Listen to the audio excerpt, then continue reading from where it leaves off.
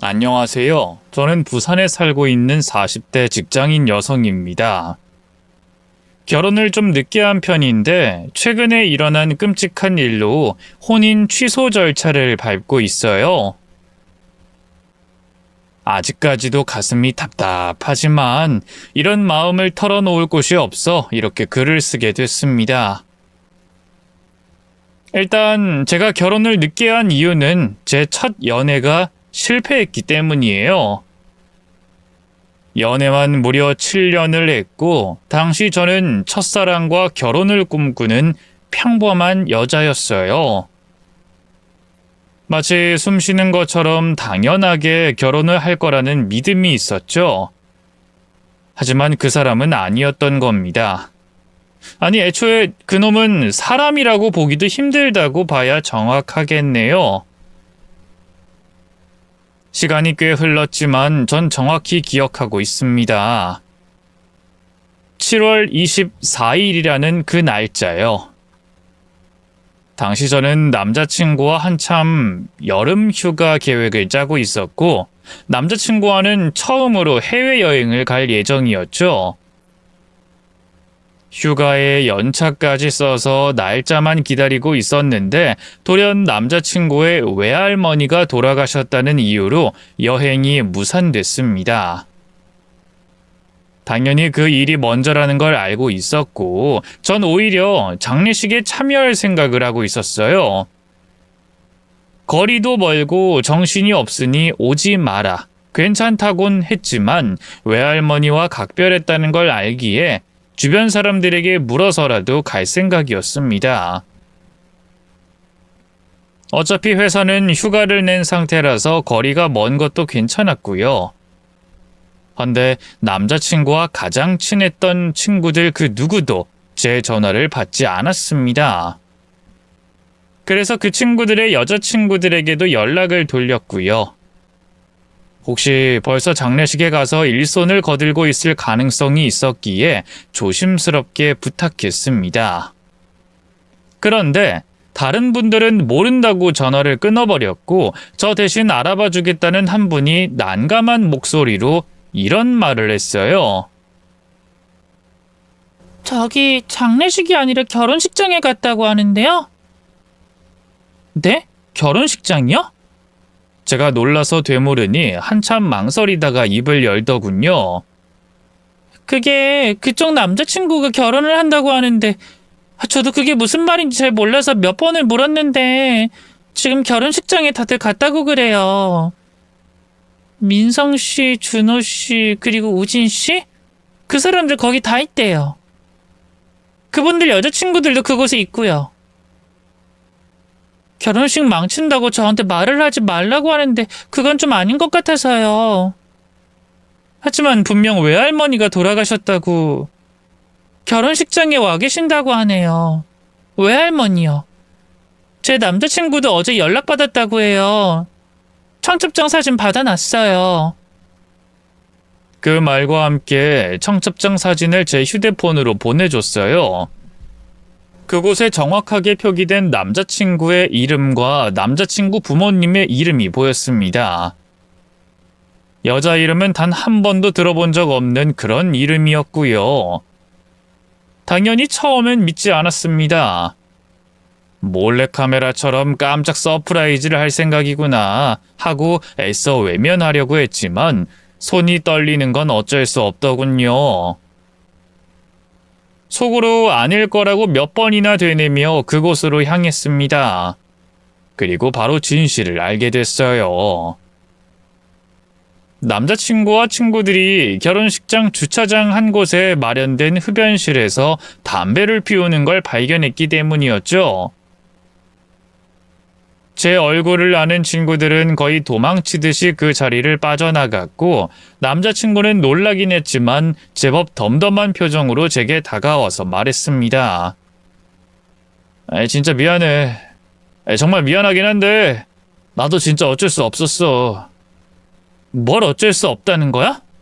결혼하는 거? 아니면 날 속인 거? 어쩔 수 없다는 말은 그럴 때 하는 게 아니야.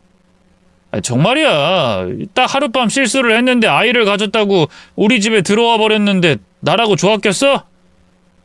난 진짜 너뿐이었어.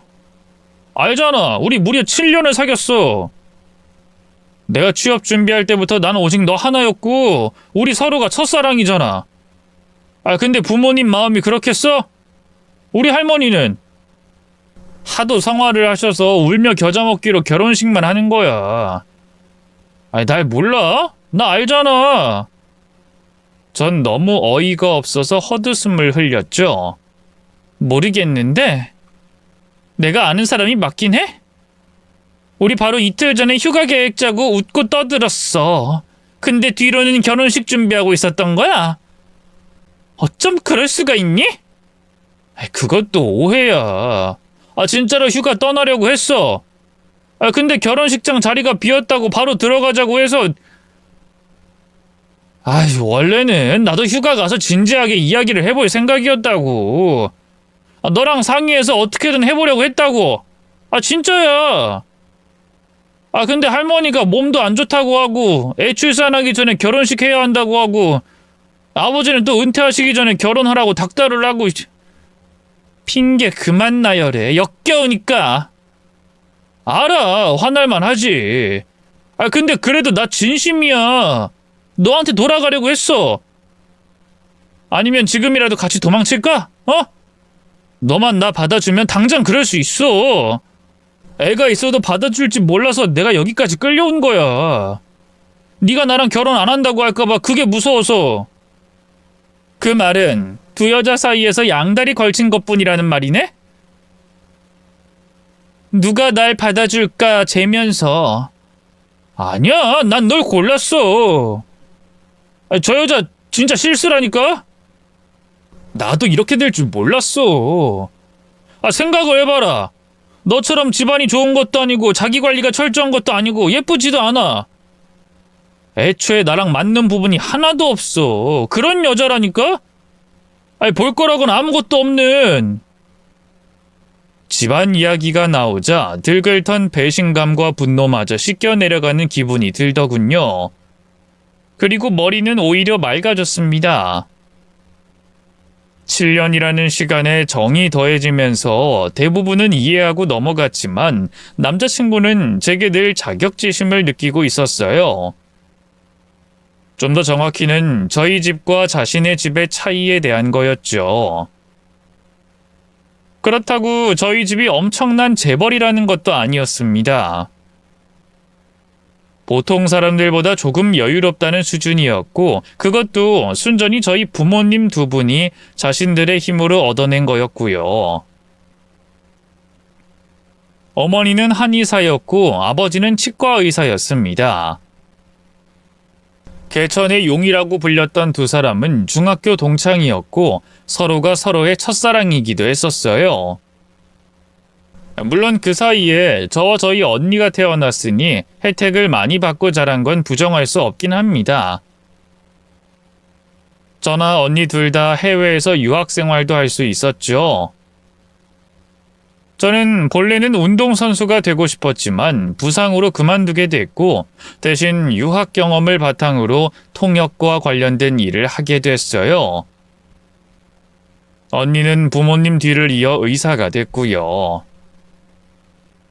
비록 부모님이나 언니만큼은 아니지만 저 역시도 벌이가 나쁘진 않았습니다. 그래서 저는 남자친구와 만날 때도 대부분 제가 돈을 지불했어요. 취업 준비를 도울 때도 취업 후에도 마찬가지였습니다. 하지만 남자친구는 받아들이면서도 늘 자존심을 내세우곤 했어요. 결혼이 늦춰진 것 역시도 비슷한 이유였죠. 번듯한 집 하나는 장만해서 결혼하겠다고 말하고 싶다는 그 이유요. 막상 저희 집에서는 반대를 하지도 않았는데 본인은 지고 들어가는 것 같다고 하더군요.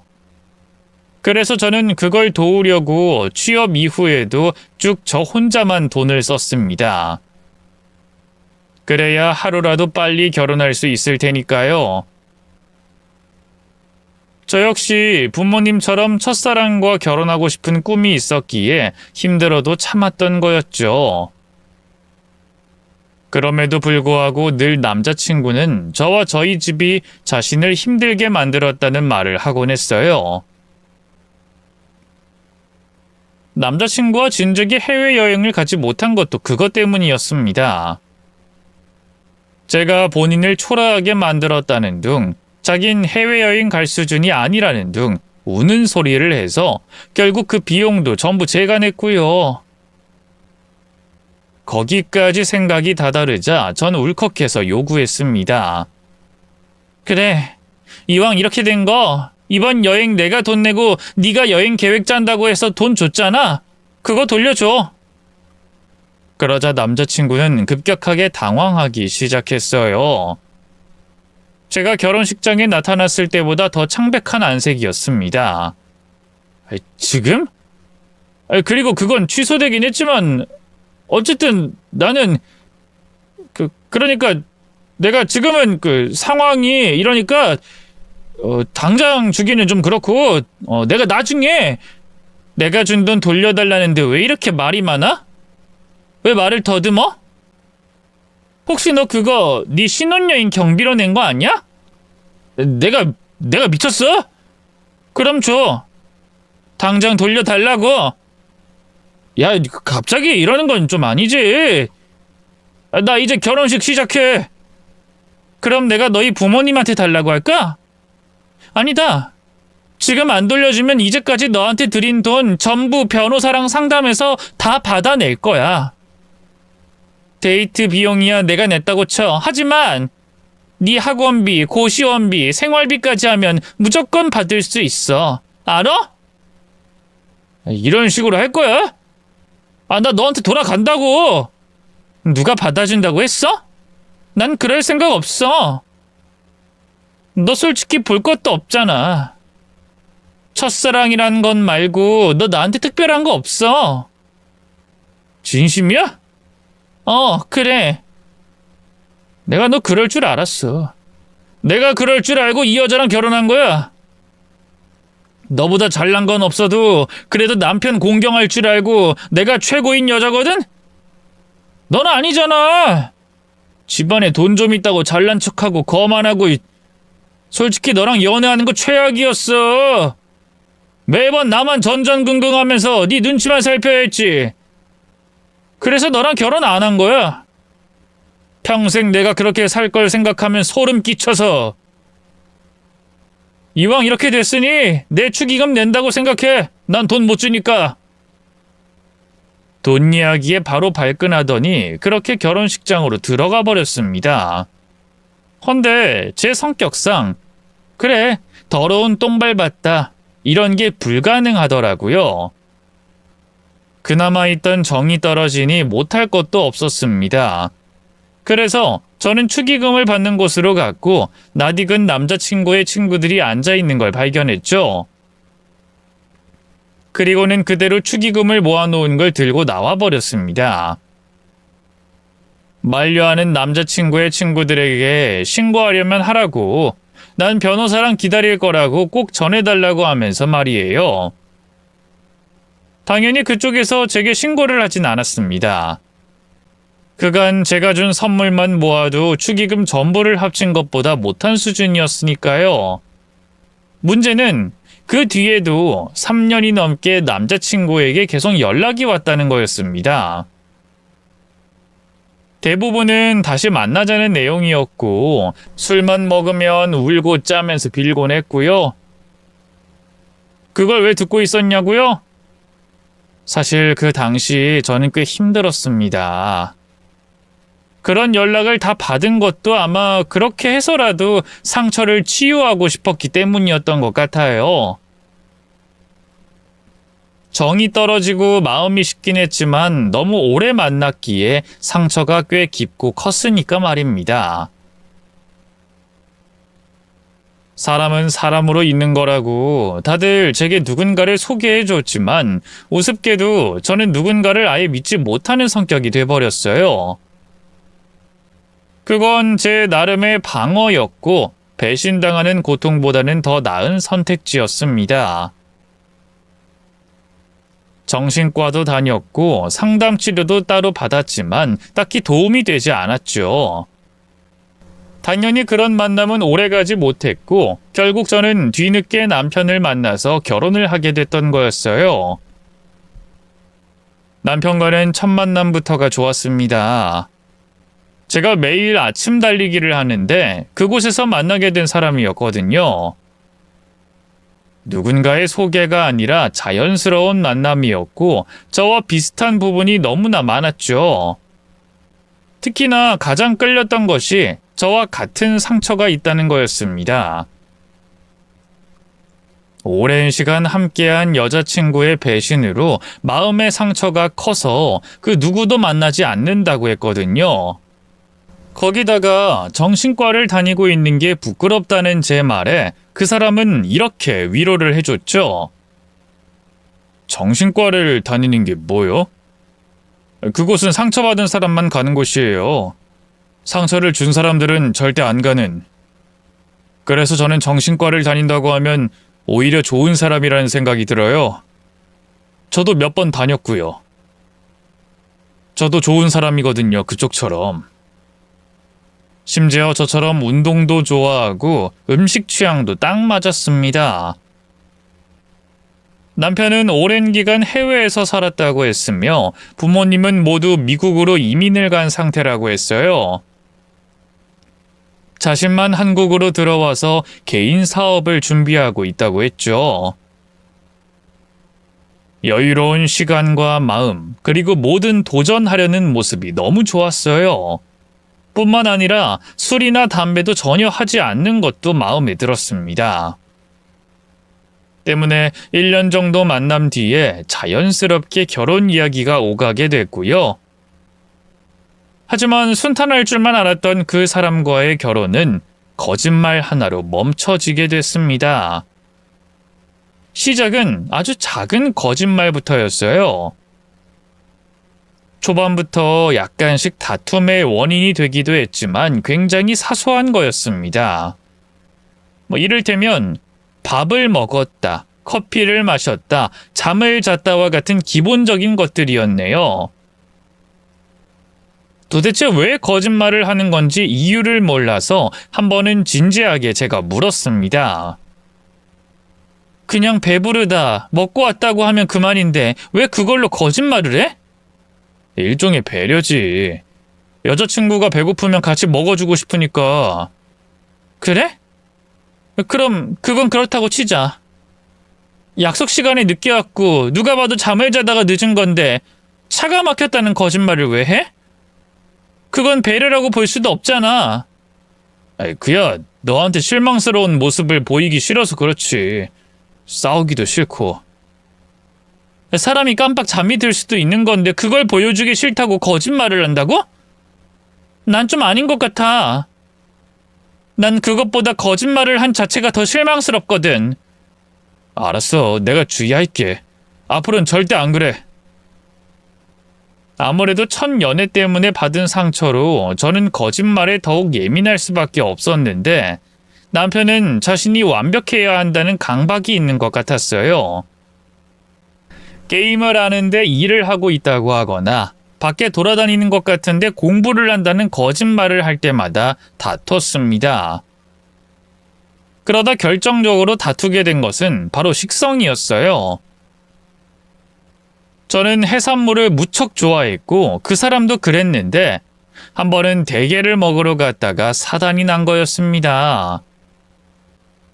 갑자기 얼굴이 여기저기 울긋불긋하게 올라오는 걸 발견했고 황급히 약을 먹는 것도 봤죠. 그 사람은 비타민이라고 했지만 그 당시 얼굴을 보면 누구라도 그 말을 믿지 못했을 겁니다. 지금 장난해? 비타민? 줘봐, 약국 가서 물어보게. 저는 약을 달라고 손을 내밀었어요. 그러자 주춤거렸죠. 진짜 별거 아니야. 비타민이라니까? 그리고 나 이거 계속 먹는 거라서 줄 순 없어. 그러니까 내놔. 내 친구 중에 약사 있어서 금방 사진만 찍고 돌려줄 테니까. 제가 강압적으로 말하자 결국 그 사람이 털어놨어요. 사실은 원래는 없었는데 갑자기 최근에 해산물 알레르기가 생긴 것 같아. 알잖아, 나 해산물 잘 먹는 거. 근데 갑자기 이러니까 당황스럽기도 하고. 갑자기 생겼다고? 또 거짓말이네? 그 약 먹는 거 나 초반에 한번 봤었어. 그땐 그냥 그러려니 했고. 내가 거짓말 싫다고 초반부터 내내 말했는데 어쩜 또 거짓말을 해? 아니라니까, 나 거짓말 아니야. 우리 부모님을 걸고 말할 수 있어. 이미 너무 많이 걸었고 다 거짓말이었어. 부모님이 12명이라도 되니? 애초에 눈 하나 깜짝 안 하고 부모님 거는 것도 이상해. 이게 무슨 큰일이라고 또 부모님 걸면서 거짓말을 해? 진짜 별거 아니고 어찌 보면 저에게 이상하다, 예민하다고 말하는 분들이 있을 거라는 거 압니다. 근데 진짜 별거 아닌데 반복적, 습관적으로 거짓말을 하며 부모님까지 거는 걸 보면 정이 떨어지는 건 어쩔 수 없을 거라고 생각해요. 저는 남편에게 결혼을 다시 생각해보자고 말했고, 그날 그 사람은 제 앞에서 무릎을 꿇고 빌었습니다. 결국 모든 사실을 털어놨고요. 거짓말 맞아. 그냥 어쩌다 보니 그랬어. 너랑 모든 게 완벽하고 맞았으면 했어. 널 너무 좋아해서 뭐든 맞춰주고 싶었고, 그게 시작이었어. 다른 의도는 없어. 내가 여자를 만나기로 했어? 아니면 그 거짓말로 누군가에게 피해를 줬어? 아니잖아. 그냥 너 말처럼 사소한 문제야. 널 속이려고 했던 의도가 아니라 진심으로 잘 보이고 싶었다고. 내가 거짓말을 싫어한다고 몇 번이나 말했는데 그게 잘 보이고 싶어서 그런 거라고? 말이 되는 소리를 해. 우리 연애 초부터 이 문제로 싸웠어. 잠자다가 일어난 목소리로 사무실에 있다, 미팅 중이다, 이런 거짓말은 기본이었고 한두 번이 아니잖아. 넌 아침에 일어나서 운동하고 또 저녁에도 운동하잖아. 나도 운동을 좋아하긴 하지만 그렇게 규칙적으로 하진 못하는 사람이야. 사업 준비하다 보니 이것저것 힘든 일이 많았고 피곤했고 몸도 안 좋았지. 근데 그걸 드러내기 싫었어. 적어도 너한텐 완벽한 사람이 되고 싶었으니까. 오로지 너한테 잘 보이기 위해서만 그렇게 말한 거고, 게으른 사람처럼 보이기도 싫었던 게 전부야. 이제 정말 다신 안 그럴게. 어? 나 버리지 마. 울면서 다신 안 그러겠다고 싹싹 비는데 결국 저는 다신 안 그러겠다는 약속을 받고 용서하게 됐습니다. 그리고 저희는 그 뒤에 결혼을 하게 됐네요. 결혼식 당일이 돼서야 미국에 있다던 시부모님을 뵙고 제게 그저 잘 살아달라는 말만 하던 좋은 분들이었습니다. 비록 남자친구의 지인들 대부분이 미국에 있었기 때문에 많은 사람이 참석하지 못했지만 참석한 대부분이 꽤 잘 나가는 사람들이었어요. 친구들 중에는 미국에서 건설업을 한다는 사람도 있었고 변호사라는 사람도 있었죠. 근데 좀 이상했던 것은 그 사람들의 축의금 액수가 달랑 5만 원이었다는 거였습니다. 어린 시절부터 친했다고 하기에는 그 액수가 너무 적었거든요. 하지만 미국에 오래 살아서 그럴 수도 있겠다고 하고 넘겼어요. 딱히 돈이 중요한 게 아니라 비행기까지 타고 온 것 자체만으로도 이해할 수 있는 범주였고요. 하지만 이상한 건 더 있었죠. 함께 살다 보니 남편의 행동이 어딘지 수상했습니다. 평소 술, 담배라면 질색을 했던 사람인데 밖에 나갔다가 돌아오면 아주 약간의 술 냄새와 담배 냄새가 났거든요. 헌데 제가 그것에 대해 말하면 남편은 늘 준비가 되어 있었습니다. 오늘 사업 투자처럼 미팅했어. 그러다 보니 술을 살짝 먹는 척 했던 거고. 담배 냄새는 옆에 있어서 그렇게 된 거야. 내가 몸에도 안 좋은 걸 왜 하겠어. 나 몰라? 그야 알지만 너무 자주 그러니까 냄새나서 물어보는 거지. 몇 번을 말해. 왜 이렇게 사람을 숨막히게 해? 내가 그렇다고 하면 좀 믿고 넘어갈 수는 없어? 냄새가 날 수도 있는 거잖아. 나도 예전에 당신한테서 담배 냄새 맡았어. 그럼 당신도 담배 피우는 거야? 아니잖아. 앞에 걸어가던 사람이 담배 피우나 보다 그렇게 넘어갔다고. 근데 왜 당신은 넘어가지 않아 매사가 의심이냐고. 그거 병이야, 병. 무슨 또 병이라고 말을 해. 난 좀 이상하니까 물어본 것 뿐인데. 난 안 그러잖아. 당신만 그러는 거고. 난 설령 당신이 몰래 술을 먹든 담배를 피우든 괜찮아. 왜? 당신이니까. 당신이 그러고 싶다고 하면 난 다 괜찮다고. 하지만 당신은 자기 기준을 벗어나면 의심부터 하고 보니까 문제라는 거야. 고쳐. 다시 병원을 다녀보든가. 하도 제가 예민하게 구는 거다, 병이다 이런 식으로 몰아가기에 저도 더 이상은 그 말에 대해서 왈가왈부하지 않았어요. 미안하다고 사과까지 했죠. 그리고 또 병원에서 상담도 받았고요. 하지만 얼마 안 가서 남편이 쓰레기장 근처에 숨어서 몰래 담배를 피우는 걸 보고 말았습니다. 아니라고 펄쩍 뛰면서 절 의심병 환자로 몰아넣더니 결국 제 의심이 틀리지 않았다는 걸 알게 됐고요. 전 당연히 남편을 추궁했습니다. 그런데 그때는 이전과 반응이 완전히 달랐어요. 그래, 피운다. 왜? 좀 피우면 안 돼? 뭘 얼마나 더 빡빡하게 굴 거야? 이해하고 넘어가는 법이 없어. 야, 담배는 기호식품이야. 속이 상해서 피웠어. 그게 뭐 잘못이야? 내가 미성년자야? 아예 성인이 담배 피우는 걸로도 이렇게까지 눈치 봐야 해? 여보, 지금 왜 당신이 화를 내? 그럼 또 빌어야 해? 내가 뭘 잘못했는데? 결혼 전에 안 피우다가 당신이 하도 숨막히게 해서 피웠어. 이제야 내가 좀 알겠다. 당신 전 남자친구가 왜 다른 여자랑 바람을 피웠는지. 당신 사람이 너무 빡빡해. 어떨 때 보면 좀 기계 같아서 소름 끼쳐. 아침에 운동하고 저녁에 운동하고 무슨 여기가 태릉 선수촌이야? 그리고 낮잠도 안 자고 주말에도 쉬지도 않고 로봇이야?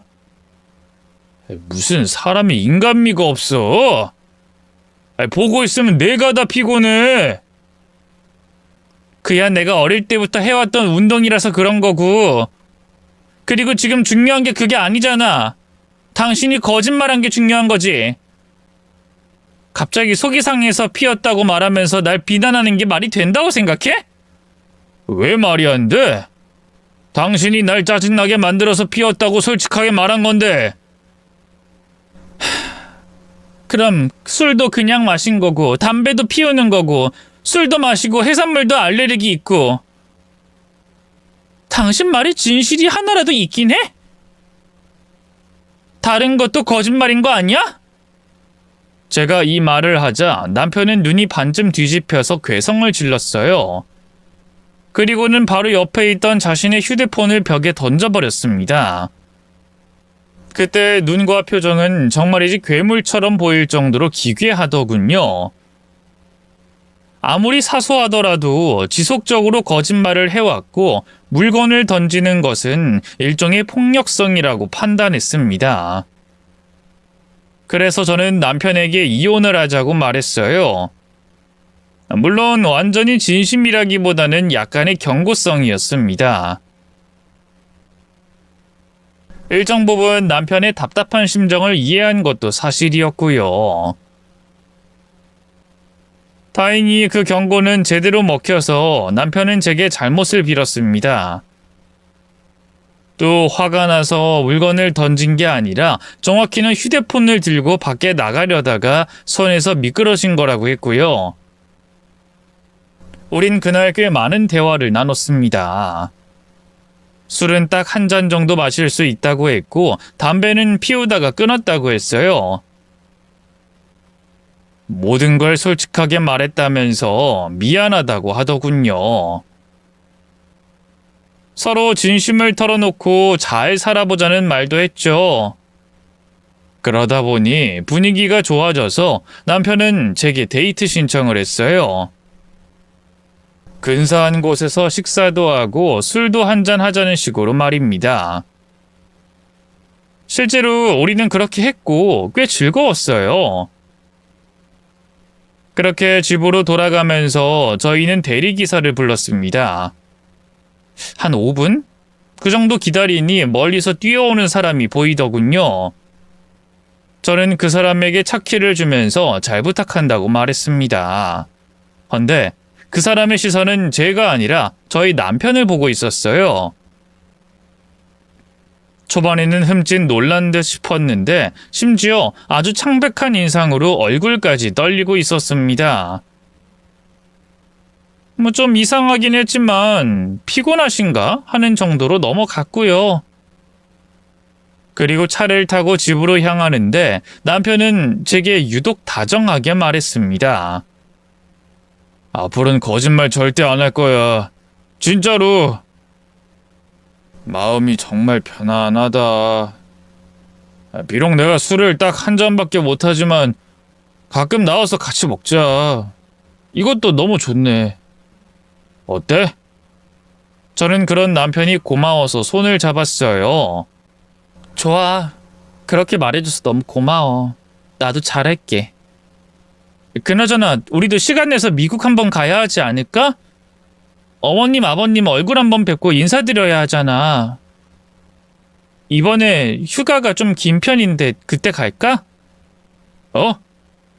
그래, 그래야지. 근데 내 사업이 좀 바빠질 것 같아서 걱정이긴 하네. 휴가를 맞출 수 있을까? 일단 노력은 해보자. 당신이 그렇게 말해줘서 너무 고마워. 고맙긴 당연한 거지. 어머님 진짜 좋은 분인 것 같았어. 그렇지. 그나저나 나 사업 투자금 말이야. 혹시 생각은 해봤어? 결혼하기 전에 남편은 사업 준비를 해왔고 결혼 바로 직전에 회사 건물을 인수했어요. 워낙 오래된 곳이라서 그곳을 헐고 새로 올리기까지 했습니다. 내부 인테리어도 다 바꾸고 생각보다 돈이 너무 많이 들었는데 신혼집까지 저와 반반씩 부담했고요. 그러다 보니 회사 운영 자금이 부족해서 제게 부탁했었던 겁니다. 조만간 우리 언니한테 말해볼까 해. 내가 모은 돈은 신혼집 구할 때 들어가서 부족할 것 같아서. 당신도 회사 건물 산다고 목돈이 없잖아. 그래? 그럼 최대한 빨리 좀 해봐. 이제 직원도 뽑고 본격적으로 일을 시작해야 하니까. 그래, 알았어. 내가 내일 언니 만나서 이야기해볼게. 정말? 당신 진짜 최고야. 너무 고마워. 차 안에서 이야기를 하고 있던 터라 저는 좀 눈치가 보였는데 대리운전기사의 표정이 백미러로 보였습니다. 헌데 그 사람의 두 눈은 오로지 남편에게 고정돼 있었고 두 눈에는 공포 비슷한 감정이 들어있는 것 같았어요. 때문에 너무 찜찜하고 이상했는데 그것뿐만이 아니었습니다. 차에서 내린 후 돈을 주면 보통 대리기사는 빠르게 돌아가는데 그렇지 않고 계속 그곳에 서 있더군요.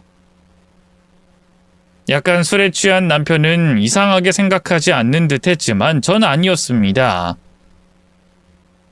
잠자리에 들 때까지도 그 표정이 잊혀지지 않고 계속 신경이 쓰였으니까요. 결국 저는 그날 잠을 제대로 이루지 못했습니다. 한참을 망설이다가 아침이 되어 어제 걸었던 번호로 전화를 했죠. 그런데 전화를 받은 남자는 제가 설명하기도 전에 마치 절 기다렸다는 듯 말하더군요.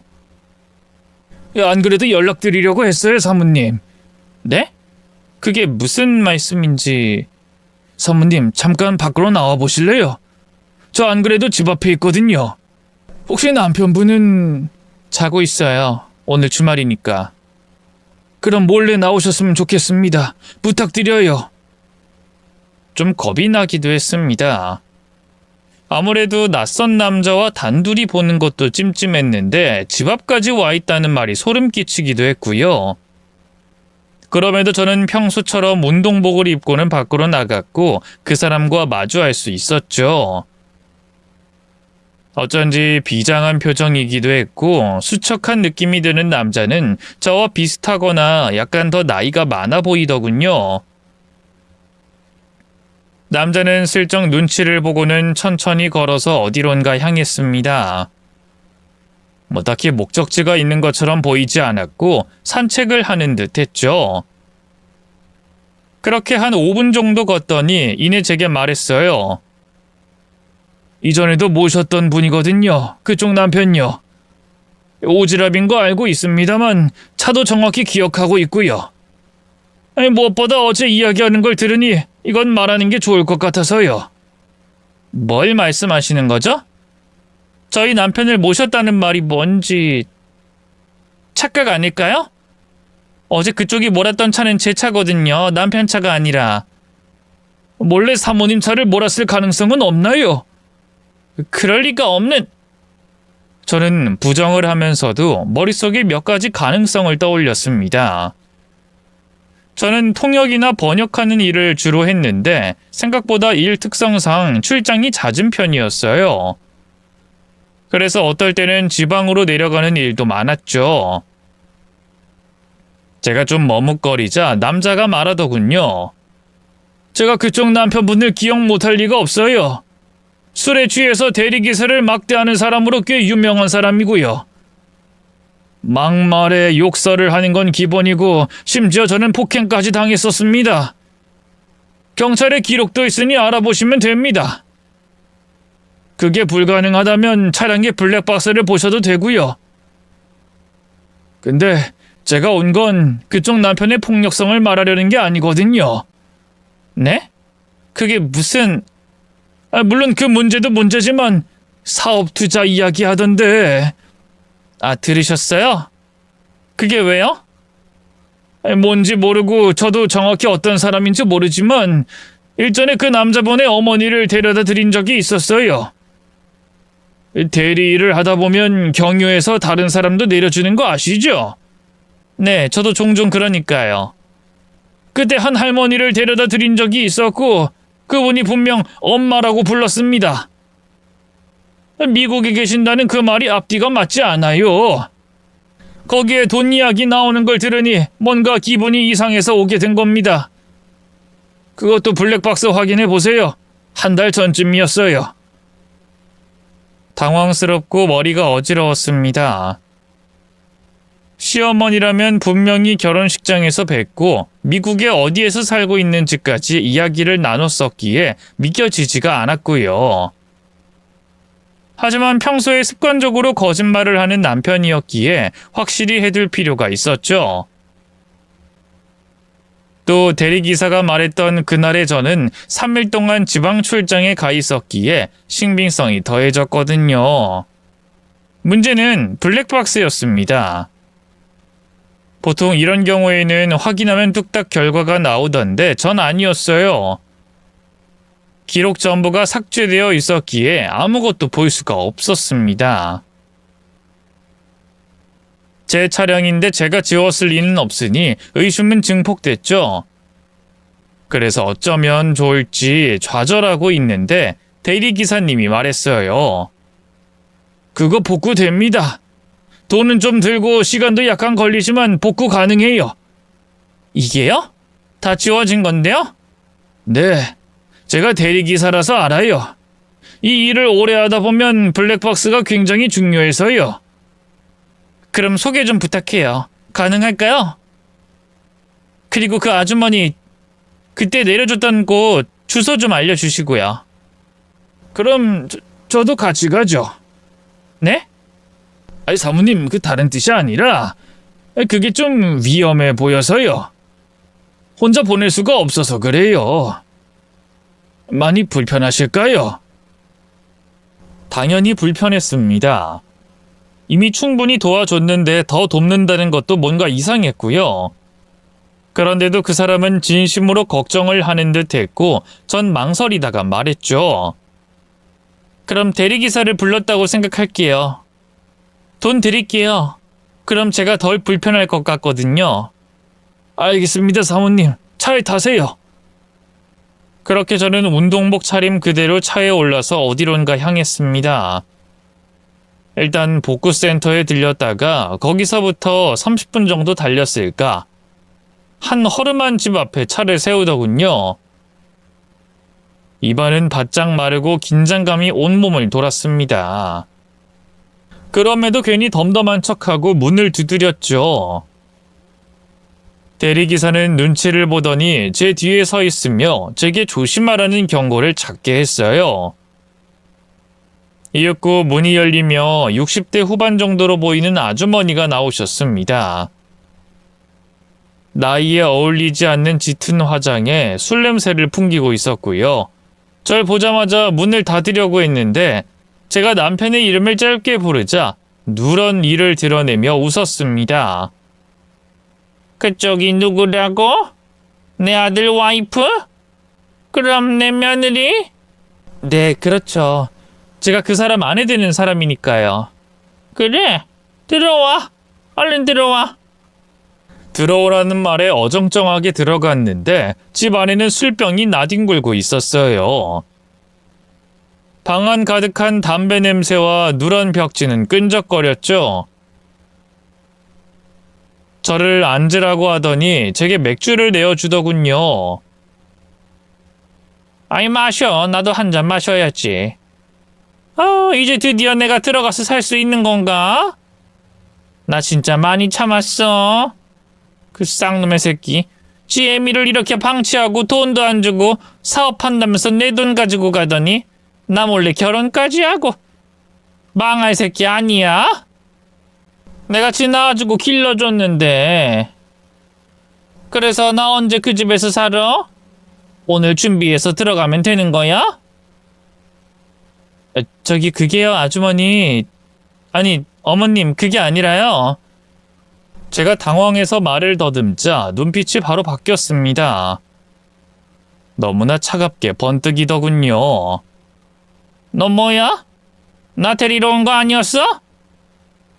왜? 너도 그거야? CM이랑 같이 살기 싫다? 이것도 완전 썩을 년이네.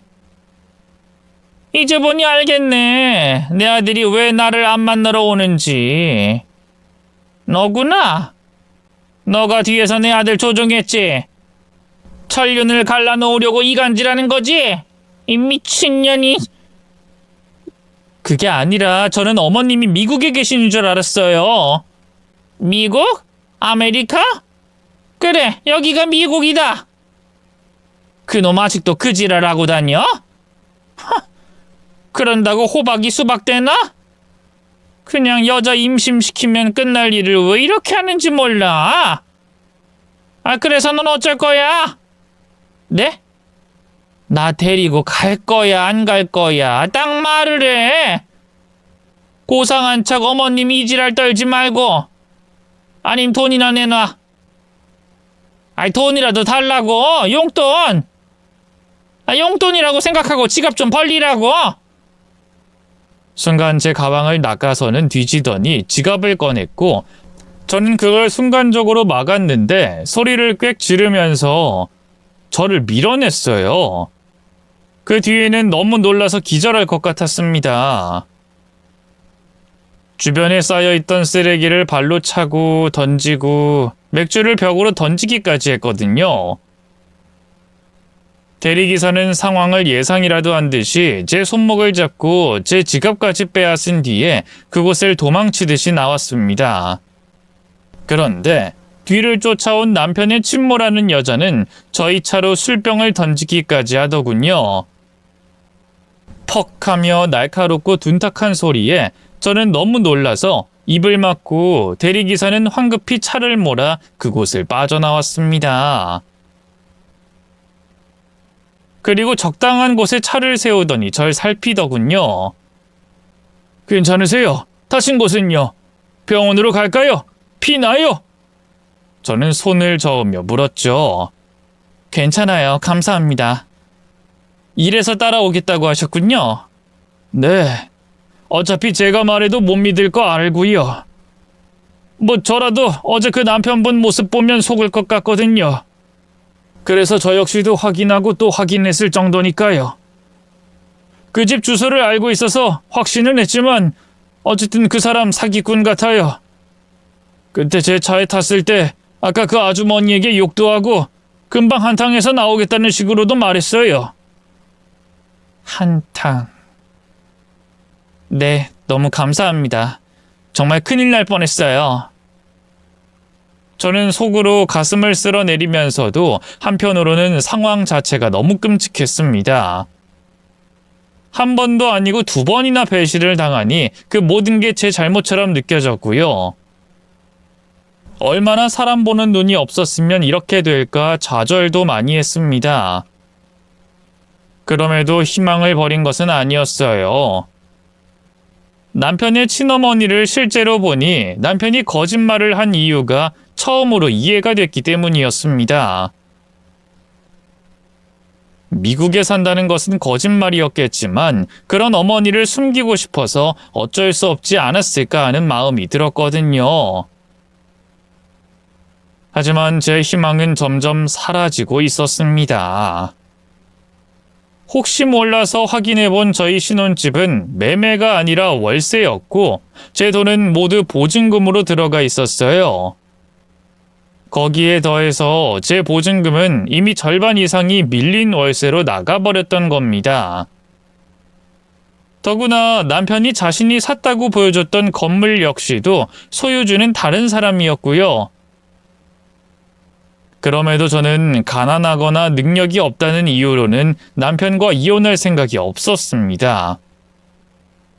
설령 능력이 있었다고 해도 그런 친어머니 밑에서 자라면서 돈을 다 빼앗기고 살았을지도 모른다는 생각이 들었거든요. 하지만 그로부터 3일 후에 블랙박스 영상이 복구된 뒤에 대리 운전기사가 그걸 가지고 오면서 모든 희망이 무너졌습니다. 자신의 친모에게 입에 담지 못할 욕설은 기본이고 오히려 친모에게 돈을 빼앗기기까지 했어요. 기초수급을 받는 모양인데 그것까지 달라고 소리를 질렀습니다. 심지어 다른 여자와 이야기하는 소리도 있었어요. 남편은 저를 태릉 선수라고 부르더군요. 그 태릉 선수녀는 또 운동 갔어. 씨부레. 얼마나 오래 살겠다고 그렇게 운동을 하는 건지. 어깨가 나보다 넓은 것 같아. 여자가 야들야들한 맛이 있어야지. 그럼 금방 돌아오는 거 아니야? 나 차에서 내려? 아니야, 오늘 출장 간다니까 이 차 안 써. 교통사고 날까봐 매번 놔두고 가거든. 밖에서 외식하고 방 잡아서 놀자. 그러자 옆에 같이 탄 여자가 간드러지게 웃었습니다. 그래도 그 언니 돈은 많다며. 집이 엄청 부자라고 그랬지? 그것도 알아보니까 그냥 그래. 자수성가한 집이라나? 그래서 작은 병원 개원해서 아래 위층 이렇게 하는 거고. 집은 한 채 있고. 뭐 그래도 일반 사람보다는 좀 많겠지? 얼른 한몫 챙겨서 떠나고 싶어. 비위 맞춰주고 착한 척 자상한 척 하자니까 몸이 아플 지경이야.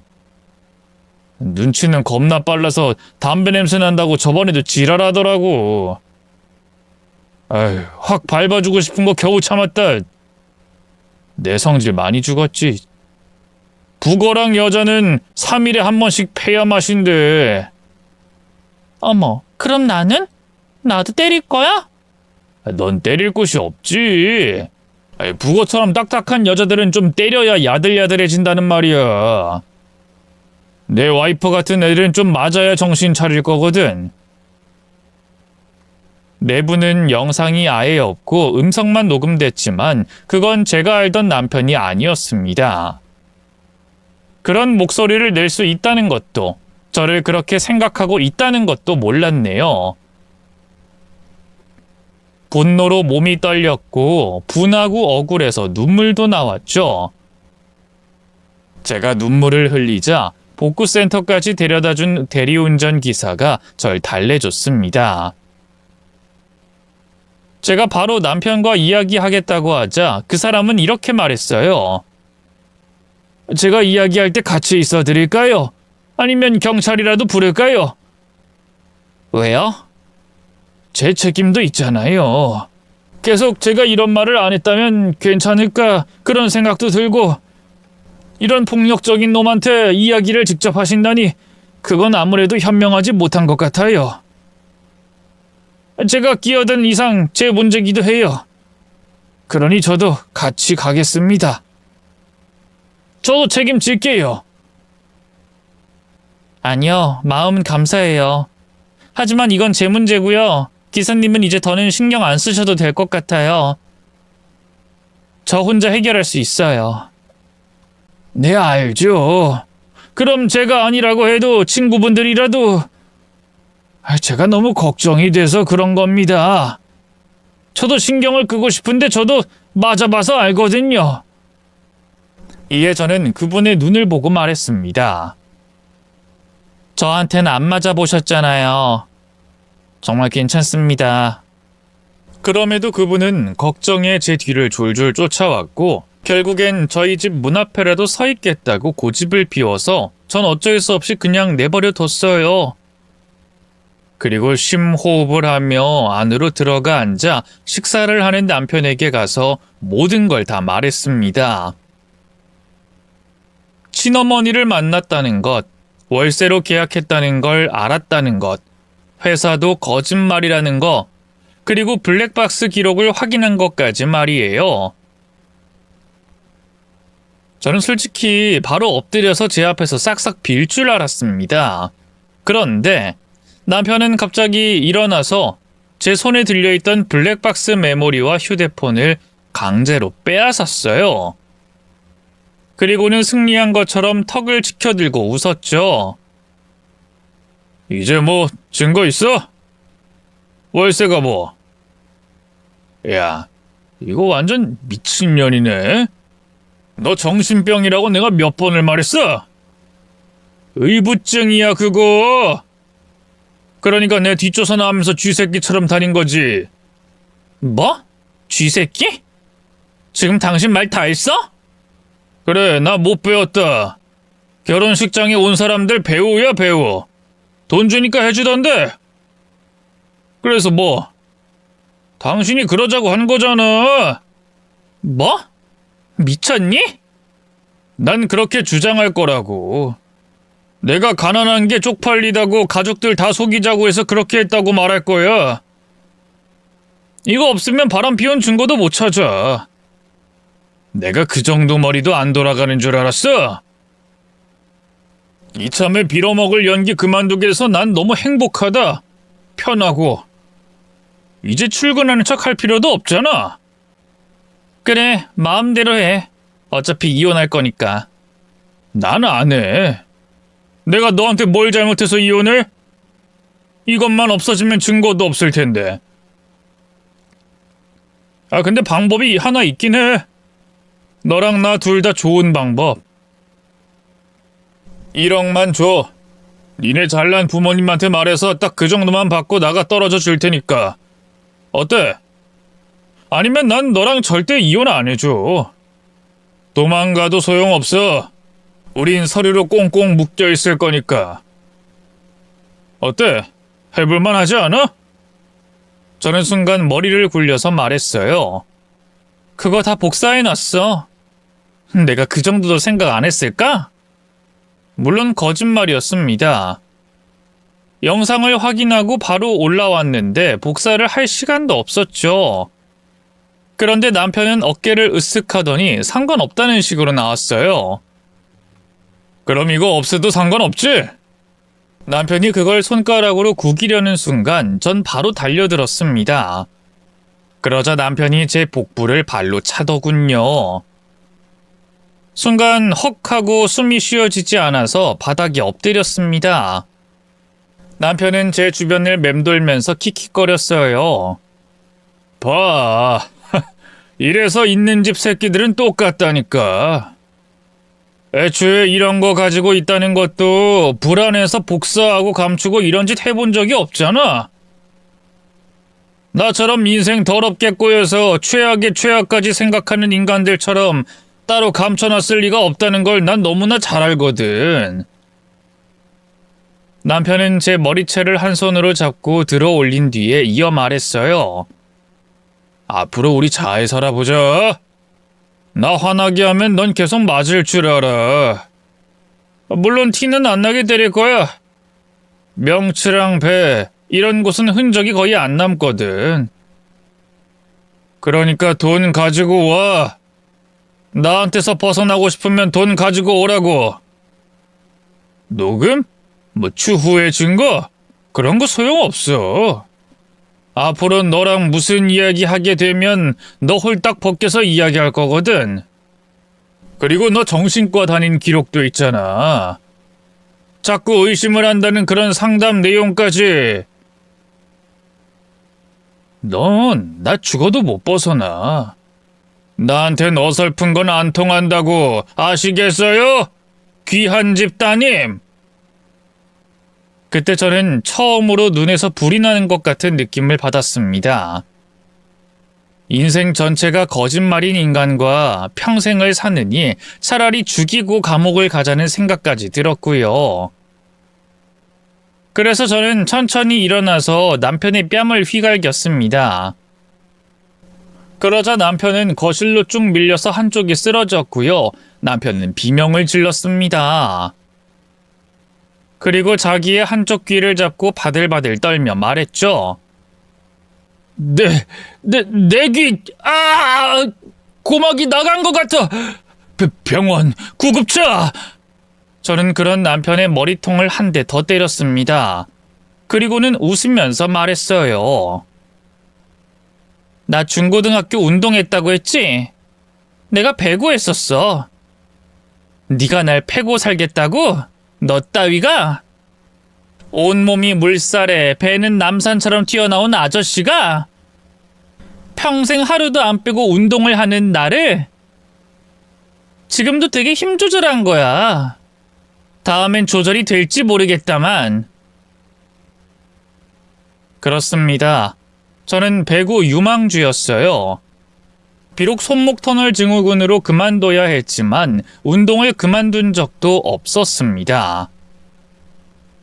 사실 정확히는 그만둘 수가 없었던 거였지만요. 운동을 해봤던 사람들은 알 겁니다. 운동을 그만두고 몸이 편해지면 몸 여기저기 안 아픈 곳이 없다는 걸 말이에요. 오히려 기다렸다는 듯 반발적인 통증이 왔죠. 그래서 저는 체력 관리가 아니라 안 아프기 위해서 필사적으로 운동을 해왔던 겁니다. 그런 저한테 귀를 맞았으니 고막이 터진 거였죠. 남편은 도망치려는 듯 자신의 한쪽 귀를 잡고 현관문으로 기어가더군요. 저는 그런 남편의 발목을 잡아서 끌어내렸습니다. 그리고는 제게서 빼앗았던 휴대폰과 메모리칩을 빼앗았어요. 솔직히 자신보다 힘이 약하다고 때리고 협박이나 하는 그놈을 씹어먹고 싶었습니다. 발목이라도 확 돌려버릴까 이런 생각도 들었네요. 하지만 더는 폭력을 행사하지 않고 조용히 경고했어요. 남은 한쪽 귀 고막도 터뜨려버리고 싶은데 참는 거야. 내 앞에서 한 번만 더 그런 짓 해봐. 그땐 내가 너 지구 끝까지 쫓아가서 죽일 거야. 알았니? 대답! 알았어. 반말하지 말고 이 새끼야. 네. 저는 바들바들 떠는 남편의 휴대폰마저 빼앗아서 그 집을 나왔습니다. 현관 밖에는 대리운전 기사님이 초췌한 얼굴로 기다리고 있었는데 남편의 상태를 보고 경악을 하더군요. 한쪽 귀에서 피를 질질 흘리고 있는 모습을 보면 누구라도 그랬을 거고요. 구급차라도 불러야 하는 거 아니냐며 남자가 말했지만 전 신경 끄라고 하고 차에 올랐습니다. 저는 그 상태로 바로 변호사를 찾아갔고 혼인 무효 소송을 진행하고 싶다고 했죠. 그런데 이 이야기를 들은 변호사가 남편의 경우는 사기 결혼에 해당하기 때문에 무효가 아니라 취소로 가야 한다고 하더군요. 이 둘의 차이는 알고 있느냐, 모르고 있느냐에 따라 나뉘는 거라고 했습니다. 혼인신고를 하는 사실을 알고 있었다면 취소, 아예 모르는 사이에 혼인신고가 된 경우는 무효가 된다고요. 결국 저는 4개월이 지난 현재까지도 취소 소송을 하고 있습니다. 절차가 어찌나 복잡하고 까다로운지 증거가 전부 있는데도 오래 걸려서 때론 정말 많이 힘드네요. 아마 그 중에 가장 힘든 것은 이따금 그 인간 얼굴을 봐야 하는 순간이었습니다. 그나마 그 인간이 저만 보면 바들바들 떨며 눈도 못 마주쳐서 다행이긴 했지만요. 하지만 그 중에서도 가장 힘든 것은 아마도 저 스스로에 대한 자신감이 사라졌다는 걸 겁니다. 첫사랑도 실패하고 첫 결혼까지도 사기 결혼을 당했으니 이제 더는 누군가를 만날 자신이 없어졌어요. 가족들도 주변 사람들도 제 탓이 아니라고는 했지만 도통 그 생각에서 벗어나질 못하겠습니다. 앞으로 저 잘 살 수 있을까요? 아니면 평생 혼자 사는 게 답일까요? 그리고 궁금하실 것 같아서 한 말씀 더 드리자면 대리운전기사분과는 친구로 잘 지내고 있습니다. 혼인 취소 확정되면 함께 식사라도 하자는 일종의 데이트 신청도 받았고요. 그 사람이 싫지는 않은데 계속 머리가 복잡합니다. 부디 많은 조언과 제 삶에 대한 응원 부탁드립니다. 이야기 끝까지 들어주셔서 너무 감사해요.